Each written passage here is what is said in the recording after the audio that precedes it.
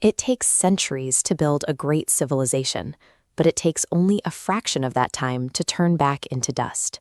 We like to imagine that empires age gracefully.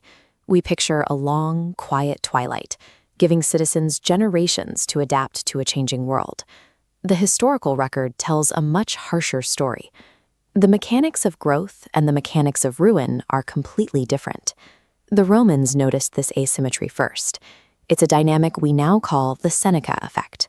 The rule is simple. The climb upward is a slow, agonizing grind. The drop downward is steep, sudden, and absolute. When the ground finally gives way, the people living through it are caught entirely off guard by the sheer speed of the collapse. As a society advances, it naturally confronts new problems. The most common way a society solves a problem is by building a new layer of complexity to manage it. What starts as a single, isolated town quickly evolves. It builds trade routes, specialized labor, and sprawling bureaucratic networks.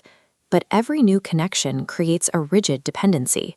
The structure becomes tighter, and the entire system now relies on these deep links to function. Take the Romans or the Maya.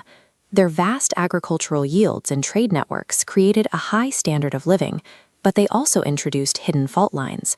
By trying to make their civilization stronger, they inadvertently engineered massive vulnerabilities. If you plot a civilization's lifespan on this chart, you get this specific shape. This long, upward-sloping line represents centuries of incremental growth and adaptation. Then it reaches its absolute height. At this peak of complexity, society feels wealthy, advanced, and invincible. Yet the unraveling doesn't announce itself. It begins quietly, as a breakdown in a deep, hidden dependency. A localized failure hits the system. Because everything is tightly woven, that single failure triggers a domino effect, sending the structure straight over the edge. Once past that tipping point, the descent feeds on itself. The collapse actually accelerates as the interconnected systems tear each other apart. This is why sprawling empires of the ancient world disappeared in a matter of decades. Their complex networks simply collapsed under their own weight. Which brings us to the systems we rely on right now. Our physical survival relies on a sprawling, centralized grid of high-voltage lines and power stations.